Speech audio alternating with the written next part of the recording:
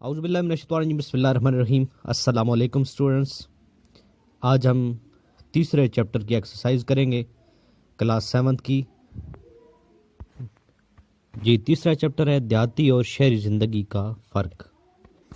Exercise کا پہلا سوال ہے کہ احمد اور اس کے گھر والے گاؤں کیوں آئے؟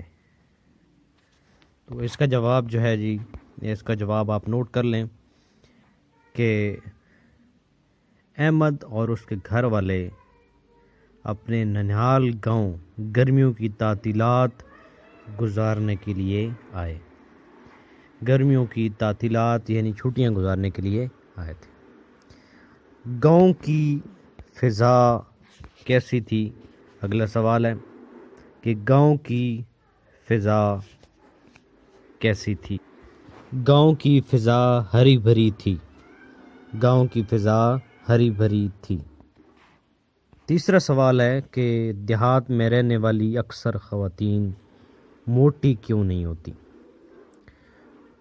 تو اس کا جو جواب ہے وہ ہے دیہات میں رہنے والی اکثر خواتین موٹی اس لیے نہیں ہوتی کیونکہ وہ سخت جان کام کرتی ہیں، یعنی وہ بہت سخت کام کرتی ہیں، کھیتوں میں کام کرتی ہیں، گھروں میں کام کرتی ہیں، ٹھیک ہے، تو اس وجہ سے وہ موٹی نہیں ہوتی۔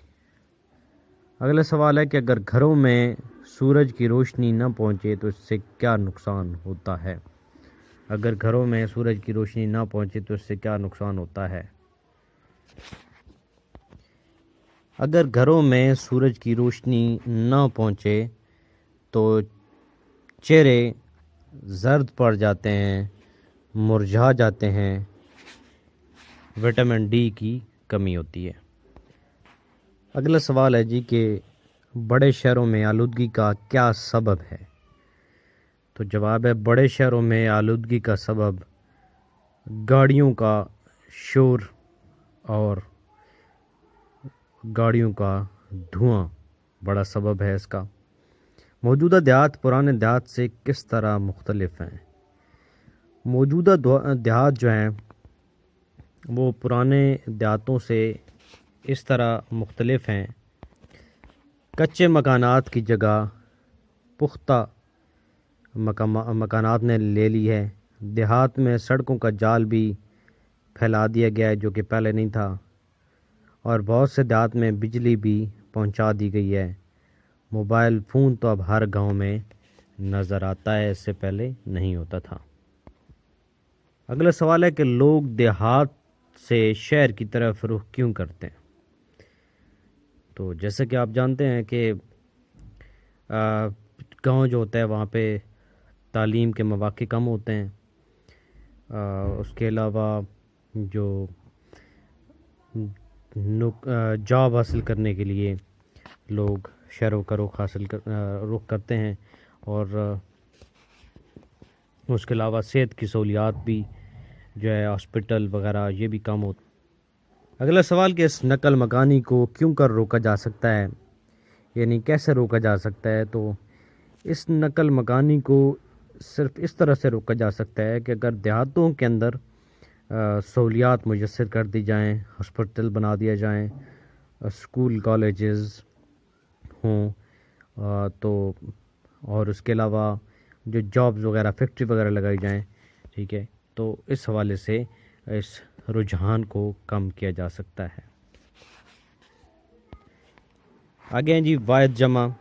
تو واحد جمع میں سب سے پہلے آ رہا ہے تعطیلات۔ تعطیلات کا ہوگا واحد تعطیل، قصبہ قصبے، عمارات عمارت، مسجد مساجد، مقامات مقام، مواقع موقع، آلات آلہ، دیہات دیہاتوں بھی آپ لکھ سکتے ہیں، دیہا بھی لکھ سکتے ہیں۔ اس کے بعد مکان مکانات، مراکز مرکز۔ اس کے بعد اگلا جو سوال ہے وہ ہے جملوں میں استعمال کریں۔ ترس جانا، ہم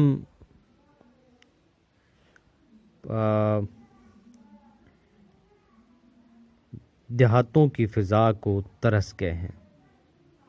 ٹھیک ہے، ترس جانا، کسی بھی چیز کو دیکھنے کے لیے ترس جانا کہ کب وہ سامنے آئے، اس کا مطلب یہ بنتا ہے۔ تو آپ نے اپنی طرف سے بھی کو بنانا ہے۔ تو میں کیونکہ اب شہروں کے حالات اور دیہاتوں پہ بات ہو رہی ہے، تو میں یہ کہہ رہا ہوں کہ ہم جو ہے آلودگی سے پاک فضا کو ترس گئے ہیں، اس طرح بھی آپ بنا سکتے ہیں۔